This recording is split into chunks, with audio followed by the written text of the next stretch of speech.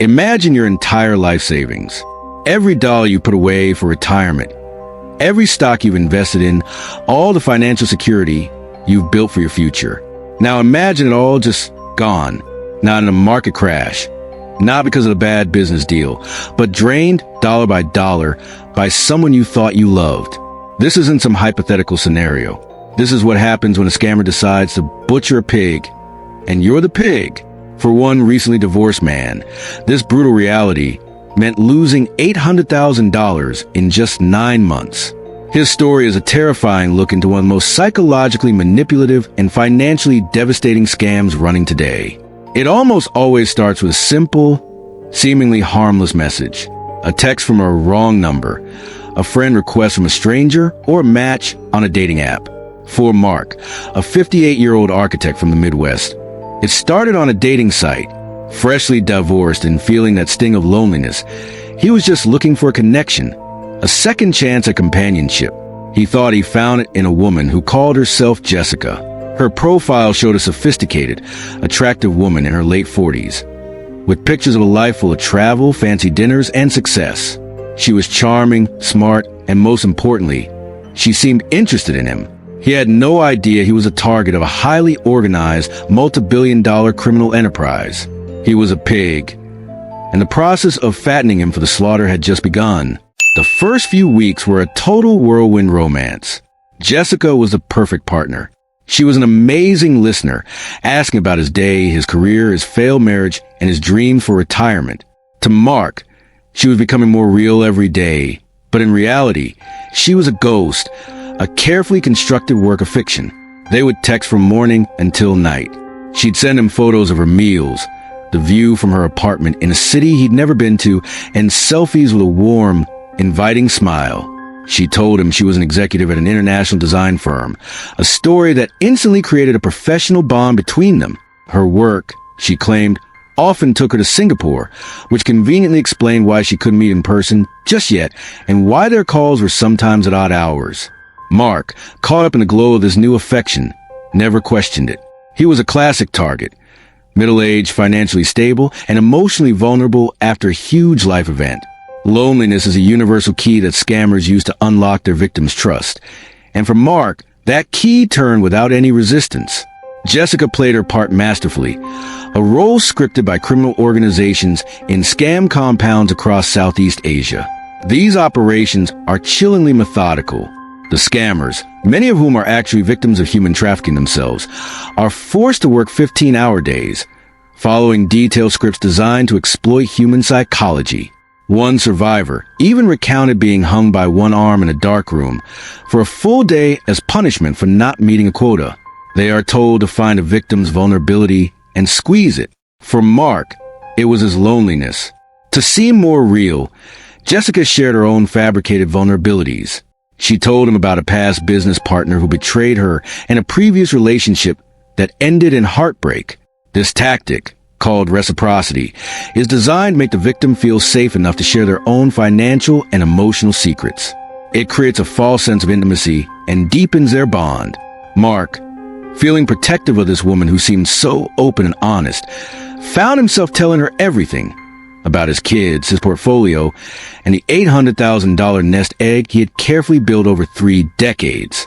He had just handed his butcher the exact dimensions of the cage she needed to build around him. After 2 months of nonstop communication, the conversation started to shift. The criminals call this phase pig raising. It's slow, deliberate, and devastatingly effective. Jessica began talking more about her financial success.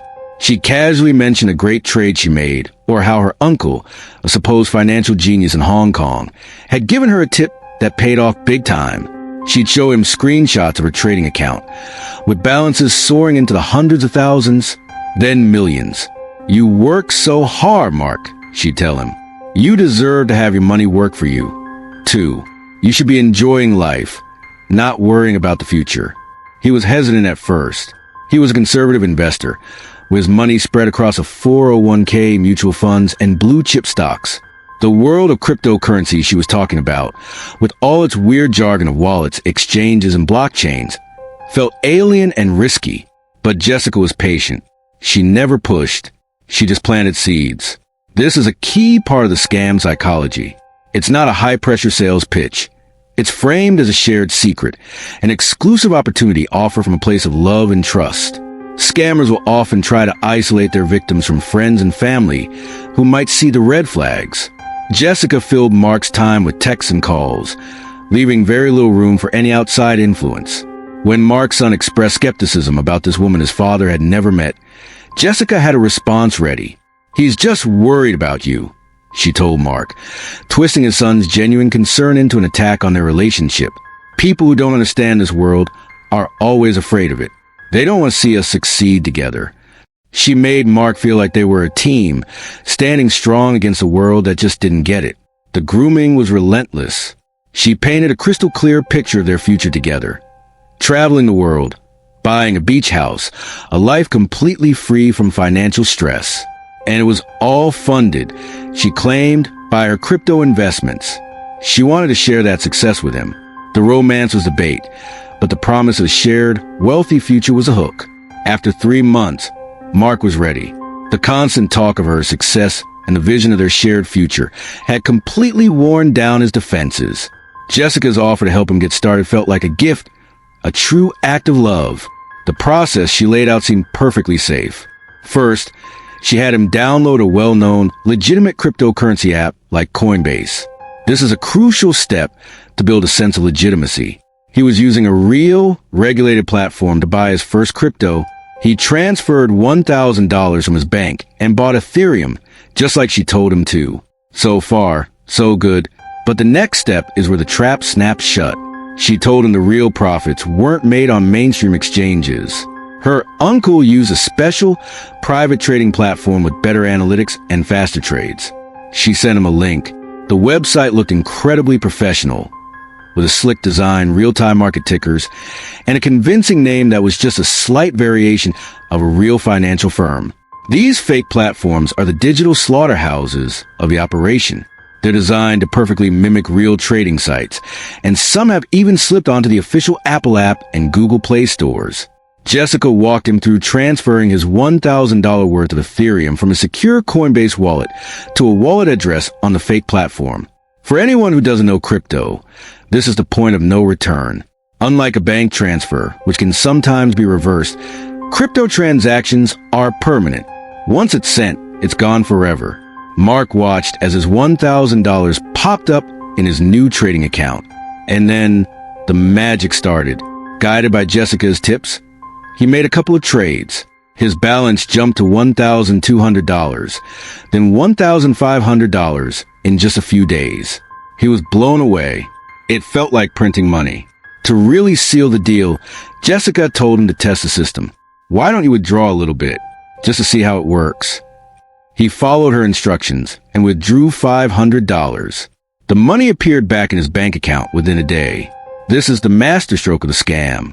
By letting him make a small, successful withdrawal, the scammers prove the system is real and build unshakable trust. They have now fattened the pig and convinced him the pen is safe. Mark had no clue that the numbers on his screen were just that.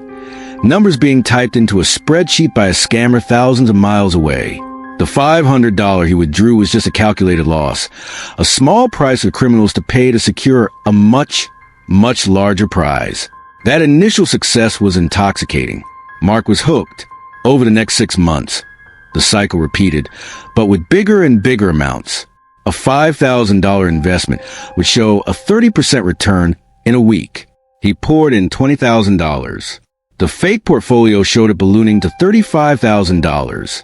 And every time, Jessica was right there, cheering him on. "We're doing it. Honey, our future is secure." She constantly manufactured a sense of urgency. A golden opportunity was always right around the corner. A market dip only her uncle knew about, a chance to get in on a new coin before it exploded. But he had to act fast.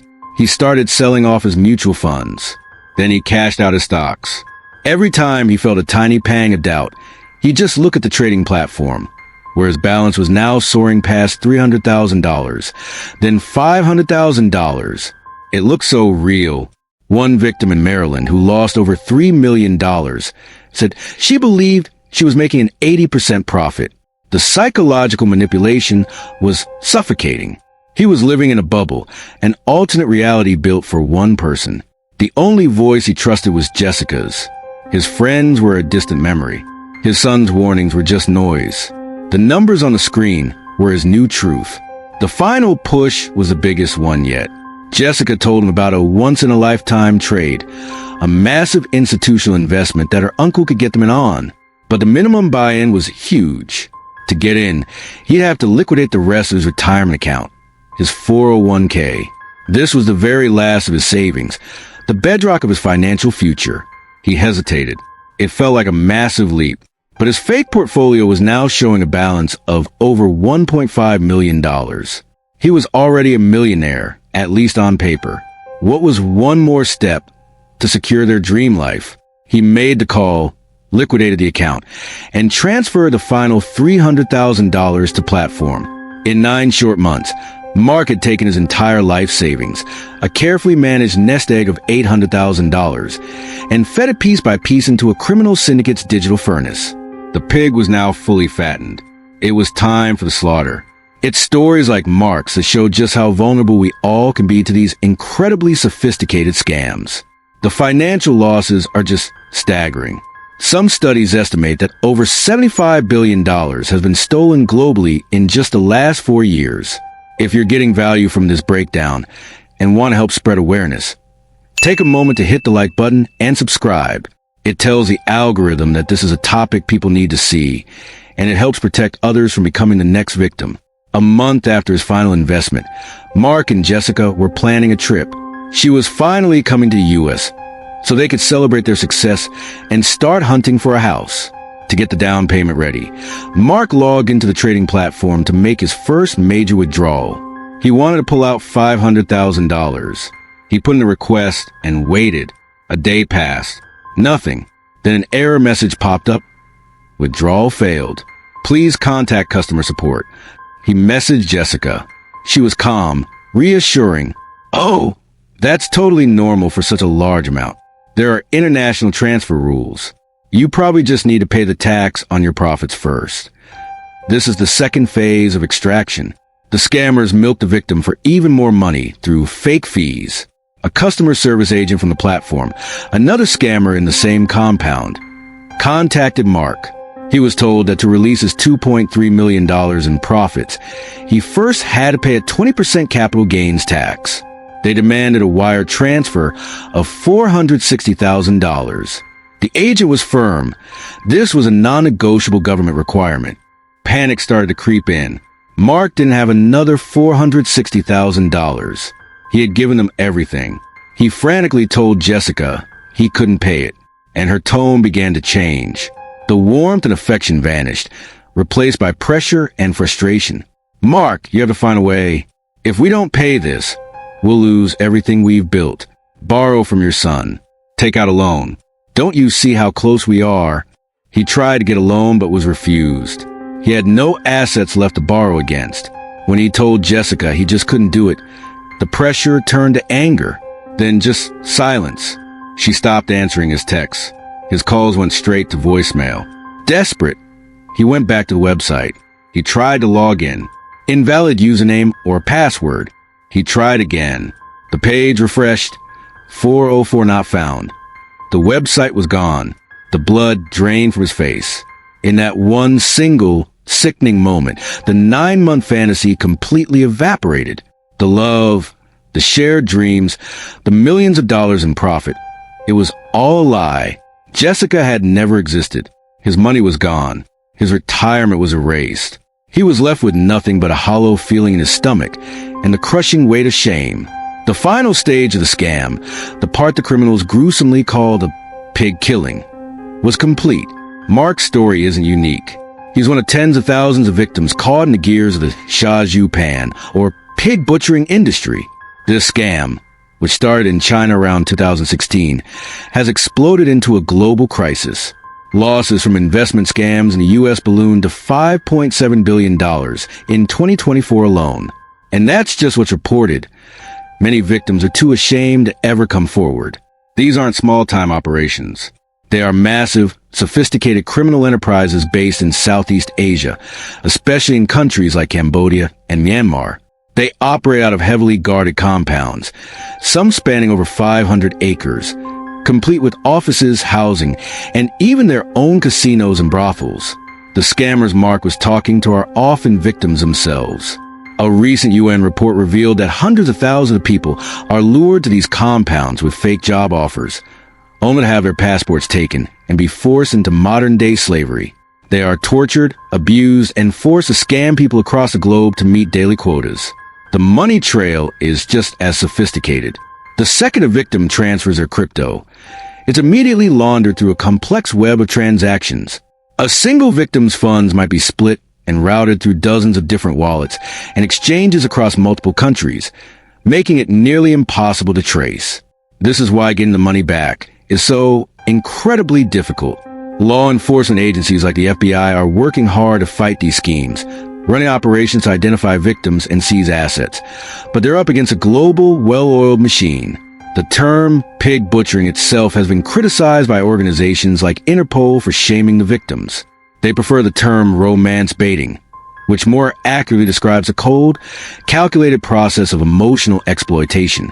The tragedy of these scams is that they are preventable if you just know what to look for. The scammer's playbook is surprisingly consistent. Here are the biggest red flags. Unsolicited contact. It almost always starts with a message out of the blue, whether it's a wrong number text, a random social media DM, or a dating app match that seems way too good to be true. Be immediately suspicious of any stranger trying to start a romance or friendship online. Moving the conversation. Scammers will quickly ask you to move the chat from the original app to an encrypted one like WhatsApp or Telegram. This is to hide their tracks and give them a direct, private line to you. Refusal to video chat. They will always have an excuse for why they can't do a video call. The camera is broken, the connection is bad, or they're just too shy. This is because the person in the pictures is not the person you're talking to. A simple reverse image search of their photos will often show they were stolen from someone else's social media. A lavish lifestyle and investment talk. They'll constantly show off a life of extreme wealth and casually bring up investing, specifically in cryptocurrency. They always claim to have an expert source, like an uncle or a secret mentor, who gives them can't-miss tips. Guaranteed high returns. This is the oldest trick in the book. They'll promise you huge, risk-free profits in a very short amount of time. Legitimate investing never works this way. If it sounds too good to be true, it always is. Fake platforms. They will push you to a website or an app for investing that is not a well-known, regulated exchange. They'll pressure you to transfer your crypto from a legitimate site to their fraudulent one. Never, ever send money or cryptocurrency to someone you've only met online. If you think you're a victim, the most important thing to do is to stop sending money immediately. Do not pay any fake taxes or fees. Report the crime to the FBI's Internet Crime Complaint Center, IC3, and your local law enforcement. While getting money back is hard, it's not impossible. And reporting it helps authorities build cases against these criminal networks. Mark lost his entire retirement, but the emotional toll was so much worse. The person he had fallen in love with and trusted with his future had been plotting against him from the very first hello. That betrayal is a wound that might never fully heal. Pig butchering is more than just financial fraud. It's a deep violation of human trust that preys on our most basic needs for connection and security. It turns our own emotions into weapons against us. As these criminal networks keep growing, using technology and psychological warfare to drain billions from ordinary people, our most powerful defense is awareness. By understanding how the scam works, we can recognize the butcher at the gate and refuse to let them in. Share this story. It might just save someone's life savings.